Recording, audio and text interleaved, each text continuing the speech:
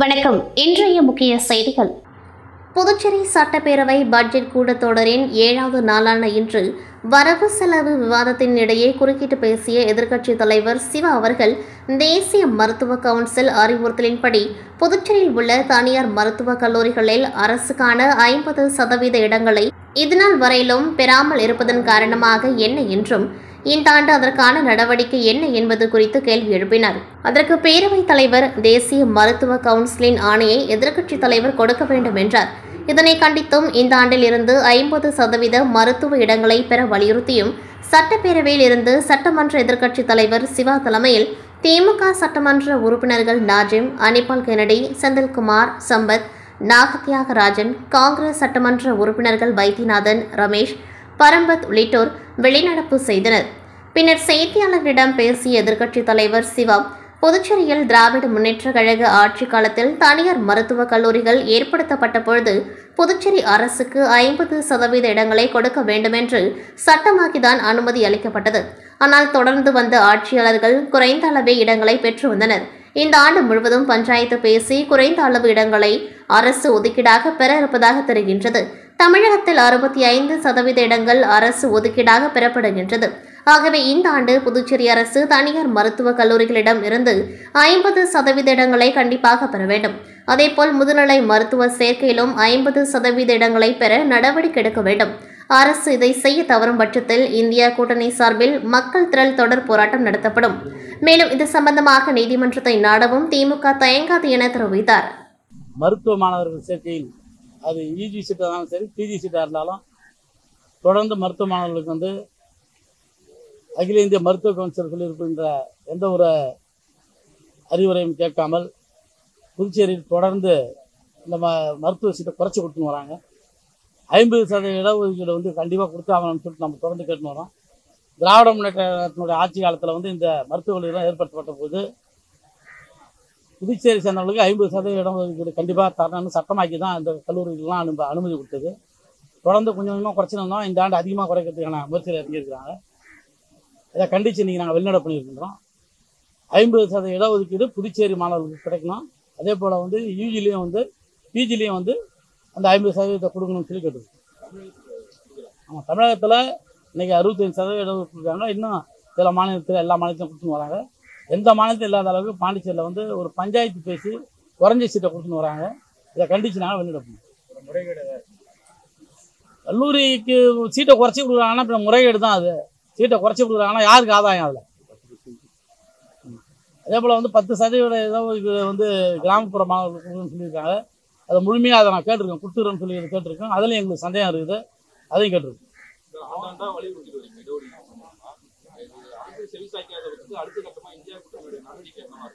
இன்னைக்கு சட்டமன்றத்திலிருந்து வெளிநடப்பு பண்ணியிருக்கின்றோம். நாளைக்கு மக்களை திரட்டி போராட்டம் பண்ணுவோம்.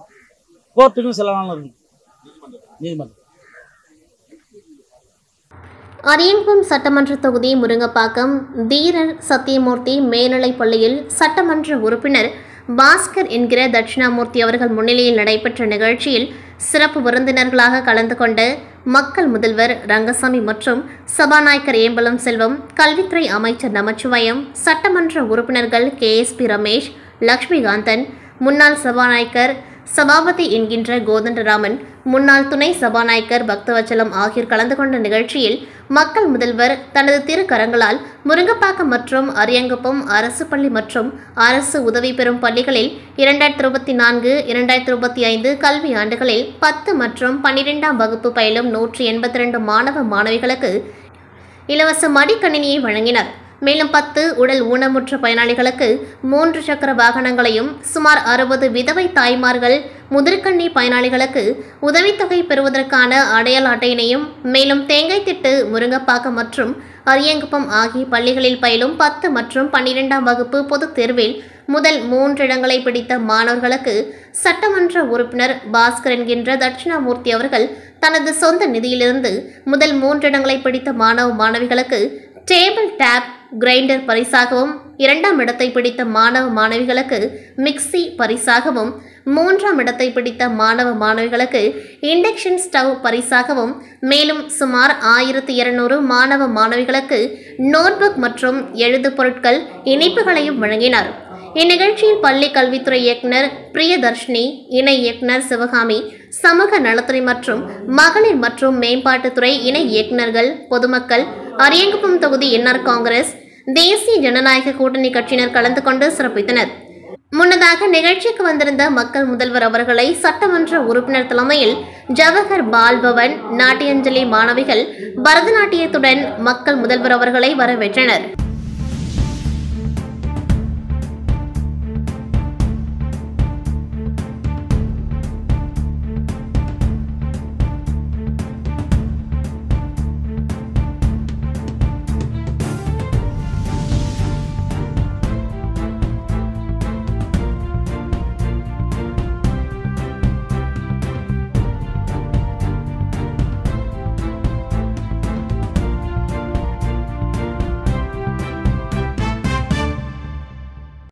காரைக்காலை அடுத்த அம்பகரத்துறை சேர்ந்தவர் ராமலிங்கம், இவரது மனைவி கனகவள்ளி இருவரும் தனியாக வசித்து வந்தனர். இந்த நிலையில் கடந்த ஜூலை 22ஆம் தேதி இரவு கனகவள்ளி வீட்டில் தனியாக இருந்துள்ளார். அப்பொழுது 3 மர்ம நபர்கள் கனகவள்ளியை தாக்கி கை கால்களை கட்டி போட்டு கழுத்தில் காதில் போட்டிருந்த 16 பவுன் தங்க நகைகள் மற்றும் பீரோவினுள் குக்கர் ஒன்றில் வைத்திருந்த சுமார் 46 பவுன் தங்க நகைகள் என 62 பவுன் தங்க நகைகளை திருடி சென்றனர். இதனையடுத்து ராமலிங்கம் வீட்டிற்கு வந்து பார்த்தபொழுது கனகவள்ளியை தாக்கிவிட்டு நகைகளை திருடி சென்றதை கண்டு அதிர்ச்சி அடைந்தார். உடனடியாக இது குறித்து அம்பகரத்தூர் புறக்காவல் நிலையத்தில் புகார் கொடுத்தார். அதன் பேரில் போலீசார் வழக்கு பதிவு செய்து சிசிடிவி காட்சிகளை வைத்து கொள்ளையடித்த 3 மர்ம நபர்களை போலீசார் வலைவீசி தேடி வந்தனர். இந்த நிலையில் போலீசார் நேற்றிரவு அம்பகரத்தூர் பகுதியில் வாகன சோதனையில் ஈடுபட்டிருந்த பொழுது சந்தேகத்திற்கிடமாக மோட்டார் சைக்கிளில் வந்த இருவரை பிடித்து விசாரணை செய்தனர். விசாரணையில் முன்னுக்கு பின் முரணாக பதில் கூறியதில் அவரது உடைமைகளை சோதனை செய்யும் பொழுது சாகுல் என்பவரது பாக்கெட்டில் ஒரு தங்க நாணயம் இருப்பது கண்டுபிடிக்கப்பட்டது. அது குறித்து விசாரணை செய்த பொழுது சரியான பதில் கூறாததால் சாகுலுடன் வந்த வெங்கடேஷ் என்பவரையும் காவல் நிலையம் அழைத்து சென்று விசாரணை செய்த பொழுது அண்மையில் வீடு புகுந்து மூதாட்டியை தாக்கி கொள்ளையடித்த தங்க நகைகளில் அந்த நாணயமும் ஒன்று என்பது தெரிய வந்தது. தொடர் விசாரணையில் கொள்ளை சம்பவம் திட்டம் போட்டு செயல்பட்டது தெரிய வந்தது. மேலும் இந்த கொள்ளை சம்பவத்தில் சாகுல், வெங்கடேசன் ஆகியோருடன் அவர்களது நண்பர்கள் அம்பகரத்துறை சேர்ந்த விஜய், மயிலாடுதுறையை சேர்ந்த ராகுல், ஸ்ரீதர், புகழேந்தி மற்றும் ஒரு 16 வயது சிறுவன் என மேலும் 5 பேர் அடையாளம் காணப்பட்டு சிறுவன் உட்பட 7 பேரையும் போலீசார் கைது செய்து அவர்களிடமிருந்து சுமார் 32 பவுன் தங்க நகைகள், 5 செல்போன்கள், மூதாட்டியை தாக்குவதற்காக பயன்படுத்தப்பட்ட சப்பாத்தி உருட்டுக்கட்டை ஆகியவற்றை பறிமுதல் செய்தனர். மேலும் மீதி நகைகளுடன் தலைமறைவாக உள்ள 50 வயது மதிக்கத்தக்க முதியவர் ஒருவரை போலீசார் தேடி வருகின்றனர். கீழ்புத்துப்பட்டு சுவாமி விவேகானந்தர் ஊரக சமுதாய கல்லூரி இன்று 17ஆம் ஆண்டு புதிய வகுப்பு துவக்க விழா வெகு சிறப்பாக நடைபெற்றது. வேதிக் வித்யா கேந்திரா பிரமுக் குருசுவாமி முக்தானந்தர், அதன் இயக்குனர் ஸ்ரீ பியூஷ் ஆர்யா மற்றும் ஸ்ரீமதி வர்த்திகா ஆர்யா உள்ளிட்ட முக்கிய பிரமுகர்கள் கலந்து கொண்டு சிறப்பித்தனர். விழாவில் சிறுவர் சிறார் சீர்திருத்த பள்ளி முக்கிய பொறுப்பாளர்கள் சுந்தர வடிவேல் மற்றும் முகமது காசிம் தங்களது துறை வாயிலாக பயிலும் மாணவர்களுடன் பங்கேற்று சிறப்பித்தனர். மேலும் சரணா என்ஜிஓ நிர்வாகிகள் அன்பழகன் மற்றும் ரவி அவர்களுடன் இந்த ஆண்டு பயிலும் 30க்கும் மேற்பட்ட மாணவர்களுடன் கலந்து கொண்டார்கள். வெவ்வேறு துறையில் தொழிற்கல்வி பயிலும் 200க்கும் மேற்பட்ட மாணவ மாணவிகள் இன்றைய 17ஆம் ஆண்டு தொடக்க விழாவில் தங்களது பெற்றோர் காப்பாளர்களுடன் பங்கேற்றனர். முன்னதாக விழாவினை விருந்தினர்கள், ஆசிரியர்கள் மற்றும் மாணவ மாணவிகள் கல்லூரி இயக்குனர் மற்றும் முதல்வர் முன்னிலையில் குத்துவிளக்கேற்றி துவக்கி வைத்தனர். விருந்தினர்கள், மாணவர்கள், பெற்றோர், காப்பாளர் முன் கல்லூரி பற்றிய குறும்படம் திரையிடப்பட்டது. மேலும் கல்லூரி சட்டத்திட்டங்கள், மாணவர்கள் பின்பற்ற வேண்டிய ஒழுக்க நெறிமுறைகளை கல்லூரி மேலாளர் விளக்கி கூறினார். தேசிய கீதத்துடன் நிறைவு பெற்ற விழாவை கல்லூரி நிர்வாகம் வழிகாட்டுதலின்படி ஆசிரியர்கள் சிறப்பாக செய்தனர். இக்கல்லூரியில் தொழிற்கல்வி பயில உச்ச வயது வரம்பு, கல்வி தகுதி ஏதும் தடையில்லை. இங்கு படித்த மாணவர்கள் பல்வேறு துறை சார்ந்த தொழில் நிறுவனங்களில் பணியாற்றி வருவதுடன் பலர் சுயதொழில் புரிந்து வருகின்றனர். மேலும் பலர் வெளிநாடுகளில் பணிபுரிந்து வருகின்றனர். இக்கல்லூரியில் உறுதியான வேலை வாய்ப்புடன் கூடிய 16க்கும் மேற்பட்ட தொழிற்கல்வி கடந்த 16 ஆண்டுகளாக 5000க்கும் மேற்பட்ட மாணவ மாணவிகள் பயிற்றுவிக்கப்பட்டுள்ளனர். இம்மாதம் இறுதி வரை மாணவர்கள் சேர்க்கை நீடிக்கப்பட்டுள்ளது. புதுச்சேரி அரசு பொதுப்பணித்துறையில் பணி நீக்கம் செய்யப்பட்ட ஊழியர்களுக்கு கடந்த பட்ஜெட் கூட்டத்தொடரில் மீண்டும் வேலை வழங்கி மாதம் ரூபாய் 10,500 சம்பளம் வழங்கப்படும் என்று முதல்வர் மற்றும் சட்டப்பேரவைத் தலைவர் அவர்கள் அறிவிப்பு செய்தார்கள். தற்பொழுது அந்த அறிவிப்பாணையை நடைமுறைப்படுத்த நடைபெறும் பட்ஜெட் கூட்டத்தொடரில் அதற்கான நிதியினை ஒதுக்கி மீண்டும் வேலை வழங்க நடவடிக்கை எடுக்க வலியுறுத்தி வியாழக்கிழமை காலை 10 மணியளவில் சுதேசி மில் அருகில் கவன ஈர்ப்பு ஆர்ப்பாட்டம் நடைபெற்றது. இப்போராட்டத்திற்கு ஒருங்கிணைப்பாளர்கள் ஜி.பி. தெய்வீகன், சத்யவதி, காரைக்கால் வினோத், மதிவண்ணன் ஆகியோர் தலைமையில் 500க்கும் மேற்பட்ட ஊழியர்கள் கலந்து கொண்டார்கள். புதுச்சேரி துப்பராயப்பேட்டை தொழுநோய் மருத்துவமனை அருள்மிகு ஸ்ரீதேவி நாகவள்ளியம்மன் ஆலயத்தின் 89ஆம் ஆண்டு ஆடி மாத திருவிழா நடைபெற்றது. புதுச்சேரி ஜிப்ராயப்பேட்டையில் அமைந்துள்ள ஸ்ரீதேவி நாகவள்ளி அம்மன் ஆலயத்தில் 89ஆம் ஆண்டு ஆடி மாத திருவிழா செவ்வாய்க்கிழமையன்று கணபதி ஹோமத்துடன் கொடியேற்றத்துடன் தொடங்கியது. விழாவின் தொடர்ச்சியாக அம்மனுக்கு அபிஷேகம், தீப ஆராதனை நடைபெற்றது. இன்று காலை அம்மனுக்கு பால்குடம் வீதியுலா வந்து அம்மனுக்கு பாலபிஷேகம் மிக சிறப்பாக நடைபெற்றது. நிகழ்ச்சியின் ஏற்பாட்டினை கோவில் நிர்வாகிகள் மற்றும் ஊர் பொதுமக்கள், தொழுநோய் மருத்துவமனை நோயாளிகள் சிறப்பாக செய்தனர். புதுச்சேரி மாநிலம் காரைக்கால் அடுத்த திருநள்ளாறில் அமைந்துள்ள ஸ்ரீ சனி பகவான் ஆலயத்தில் ஆடிப்பூரத்தை முன்னிட்டு மூலவர் ஸ்ரீ பிரணாம்பிகை தாயார் மற்றும் ஸ்ரீ ஆடிப்புற அம்பாளுக்கு சிறப்பு அபிஷேக ஆராதனையும் மகா தீப ஆராதனையும் நடைபெற்றது. மூலவர் ஸ்ரீ பிராணம்பிகைக்கு பல வண்ண மலர்கள் மற்றும் வளையல்கள் அணிவித்து மகா தீப ஆராதனை நடைபெற்றது. தொடர்ந்து ஆடிப்புற அம்மன் உற்சவருக்கு பல வண்ண வளையல்கள் மற்றும் வண்ண மலர்களால் அலங்கரிக்கப்பட்டு மகா தீப ஆராதனை நடைபெற்றது. தொடர்ந்து மின் விளக்குகளால் அலங்கரிக்கப்பட்ட இந்திர விமானத்தில் எழுந்தருளி வீதியுலா வந்து பக்தர்களுக்கு அருள் பாலித்தார்.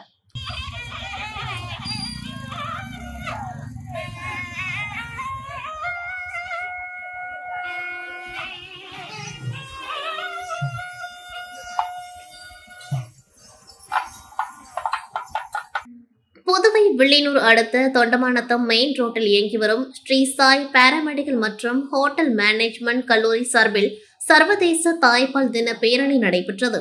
இதனை ஸ்ரீ சாய் குரூப்ஸ் மேலாண் இயக்குனர் சுசாந்திகா கொடியசைத்து துவக்கி வைத்தார்.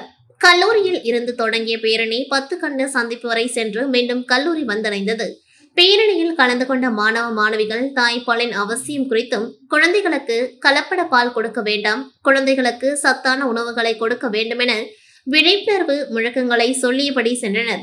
இதனைத் தொடர்ந்து பாலூட்டும் தாய்மார்களுக்கு சாய் குரூப்ஸ் மேலாண் இயக்குனர் சுசாந்திகா பரிசு பொருட்கள் வழங்கி பாராட்டினார். இதில் ஸ்ரீ சாய் குழுமத்தை சேர்ந்த நீலஸ்ரீ, ரோகிணி, சுக்ரியா மற்றும் பிரவீன் ஆகியோர் நிகழ்ச்சியை ஒருங்கிணைப்பு செய்தனர். இதில் கல்லூரி மாணவ மாணவிகள், தாய்ப்பால் ஊட்டும் தாய்மார்கள் மற்றும் தன்னார்வலர்கள் கலந்து கொண்டார்கள். தமிழ்நாடு தௌஹி ஜமாத் புதுச்சேரி மாவட்டம் சுல்தான்பேட்டை ARR நகர் கிளை சார்பாக அழகிய முன்மாதிரி இப்ராஹிம் 10 மாத கால செயல் திட்டத்தை முன்னிட்டு போதைப்பொருள் எதிர்ப்பு பேரணி வில்லியனூர் சுல்தான்பேட்டை பகுதியில் நேற்று மாலை 5 மணிக்கு நடைபெற்றது. ARR நகர கிளை தலைவர் ஃபாரூக் அவர்கள் கலந்து கொண்டு பேரணியை துவக்கி வைத்தார். இதில் சகோ ஆரிஃப் அவர்கள் கலந்து கொண்டு போதைப்பொருள் எதிர்ப்பு குறித்து உரை நிகழ்த்தினார். மேலும் பேரணி சுல்தான்பேட்டை இந்தியன் பேங்க் அருகில் ஆரம்பித்து முக்கிய வீதிகளை கடந்து கடைசியாக வாய்க்கால் தெருவில் முடிந்தது. இதில் கிளை செயலாளர் உமர் சிராஜுதீன், துணைத் தலைவர் நஜ்முல் ஆலம், துணை செயலாளர் பாட்ஷா, மருத்துவ அணி செயலாளர் பரீத் கான், தொண்டர் அணி செயலாளர் ஜான் பாஷா, வர்த்தக அணி செயலாளர் அகமது அலி மற்றும் மாணவ மாணவிகள், ஆண்கள், பெண்கள் என பலர் கலந்து கொண்டார்கள். புதுச்சேரி மாநிலத்தில் அரியங்குப்பம் குமியன் வீராம்பட்டினம் கிராமத்தில் பிரசித்தி பெற்ற பல 100 ஆண்டு பழமை வாய்ந்த எழுந்தருளி உள்ள அருள்மிகு ஸ்ரீ செங்கழநீர் அம்மன் ஆலயத்தில் ஆடி மாத பிரம்மோற்சவ விழா ஆண்டுதோறும் வெகு சிறப்பாக நடைபெறுவது வழக்கம். இதன் தொடர்ச்சியாக இந்த ஆண்டிற்கான ஆடி தேர் திருவிழாவை முன்னிட்டு நேற்று மாலை இவ்வாலயத்தில் விக்னேஸ்வர பூஜை, வாஸ்து சாந்தி பூஜைகள் நடைபெற்று புற்று மண் எடுத்தல் மற்றும் விநாயகர் வீதி உலாவுடன் துவங்கி அதனைத் தொடர்ந்து இன்று அதிகாலை 5 மணி அளவில் அம்மனுக்கு பால், தயிர், சந்தனம், பன்னீர் உள்ளிட்ட திரவியங்களால் சிறப்பு அபிஷேகங்களுடன் கொடிமரத்திற்கான சிறப்பு பூஜை நடைபெற்று பிரம்மோற்சவ விழாவிற்கான அம்மன் கொடியேற்றப்பட்டு மகா தீப ஆராதனை காண்பிக்கப்பட்டது. அதனைத் தொடர்ந்து விநாயகர் மற்றும் ஸ்ரீ செங்கழநீர் அம்மன் சுவாமி வீதியுலா நிகழ்ச்சியும் நடைபெற்றது. இவ்விழாவில் சிறப்பு விருந்தினராக அரியங்குப்பம் தொகுதி சட்டமன்ற உறுப்பினர் பாஸ்கர் என்கின்ற தட்சிணாமூர்த்தி கலந்து கொண்டு சுவாமி தரிசனம் செய்தார். மேலும் இந்நிகழ்ச்சியில் ஏராளமான பக்தர்கள் கலந்து கொண்டு சுவாமி தரிசனம் செய்து வழிபட்டனர். இந்நிகழ்ச்சிக்கான ஏற்பாடுகளை ஆலய நிர்வாக குழுவினர், திருப்பணி குழுவினர், மக்கள் பாதுகாப்பு குழுவினர் மற்றும் கிராம பொதுமக்கள் இணைந்து செய்திருந்தனர். இவ்வாலயத்தில் வருகின்ற 16ஆம் தேதி 5ஆம் ஆடி வெள்ளிக்கிழமை அன்று காலை தேர் திருவிழா நடைபெற உள்ளது. இதில் புதுச்சேரி துணைநிலை ஆளுநர், முதலமைச்சர் மற்றும் அமைச்சர்கள், சட்டமன்ற உறுப்பினர்கள் பலர் இவ்விழாவில் கலந்து கொண்டு தேர் இழுக்க உள்ளனர்.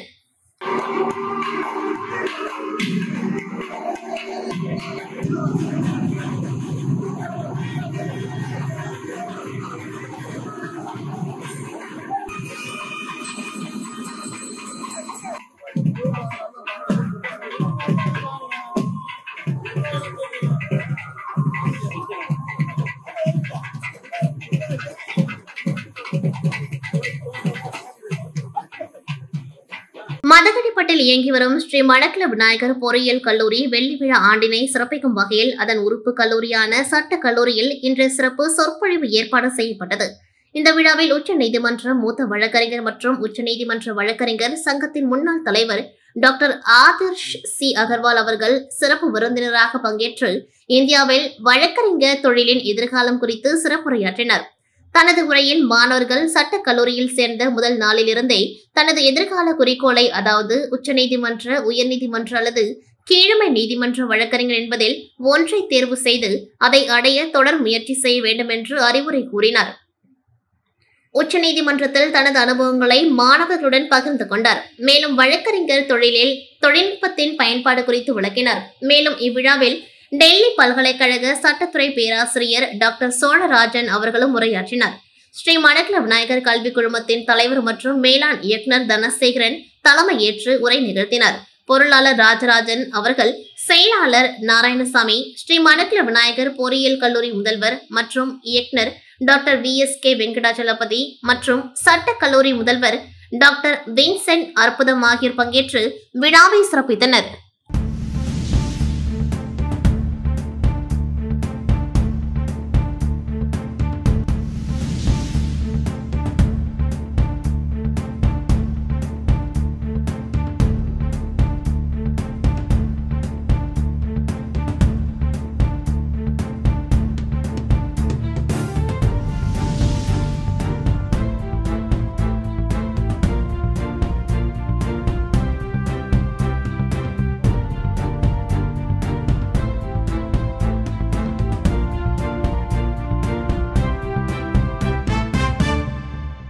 இத்துடன் செய்திகள் நிறைவடைகின்றது. நன்றி, வணக்கம்.